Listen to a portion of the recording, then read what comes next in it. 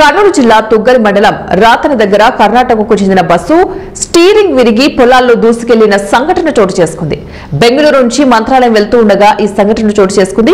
కర్ణాటకకు చెందిన bus KA 400834 number బస్సులో మొత్తం 29 మంది ఉన్నారు. అందులో ఇద్దరికి స్వల్ప గాయాలయ్యాయి. డ్రైవర్ చాకచక్యంతో ప్రమాదం నుంచి బయటపడి ప్రయాణికులు ఊపిరి పీల్చుకున్నారు. గాయపడిన వారిని ప్రభుత్వ హాస్పిటల్కి తరలించి కేసు నమోదు చేసుకుని దర్యాప్తు చేస్తున్నట్లు పతికొండ సిఐ పులిశేఖర్ గౌడ్ వెల్లడించారు.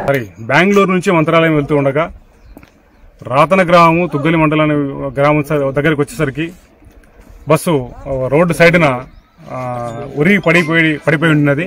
దీన్ని విచారం చేస్తే ఈ బస్సు బెంగళూరు టు మంత్రాలయం వెళ్తుండగా ఈ బస్సులో మొత్తం 29 మంది ప్యాసింజర్లు ప్రయాణం చేస్తున్నారు. దాంట్లో దేవుని దయ వల్ల ఈ బస్సు ప్రమాదం జరిగిన తర్వాత ఎవరికి కూడా ఎటువంటి పెద్ద మేజర్ ఇంజరీస్ ఏం లేవు.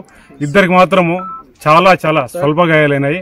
వాళ్ళని కూడా ఇమీడియట్ గా మాకు ఈ విషయం తెలిసిన వెంటనే మా తుగ్గల్ ఎస్ఐ బాలనరసింహులు మేము ఇమీడియట్ గా స్పాట్కి వచ్చి ఆ ఇద్దరిని కూడా మా వెహికల్ అరేంజ్ చేసి హాస్పిటల్ షిఫ్ట్ చేయడం జరిగింది.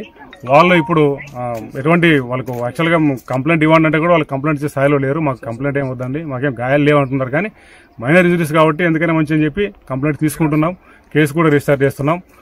దీంట్లో కేసు విచారణలో ఏదైతే వెళ్తే దాని ప్రకారం ఫాలో అవుతాం.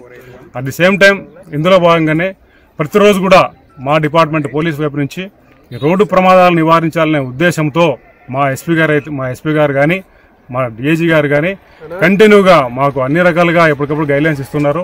సో అవి తూచే తప్పక పాటిస్తున్నాం. ఈ రోజు కూడా మేము మా సర్కిల్ పరిధిలో కానీ మాకు తెలిసి మా సర్కిల్ పరిధిలో మా సబ్ డివిజన్ పరిధిలో ప్రతిరోజు మిడ్ నైట్ 1 గంట నుంచి రాత్రి 4 గంటల వరకు కూడా stop wash and grow programme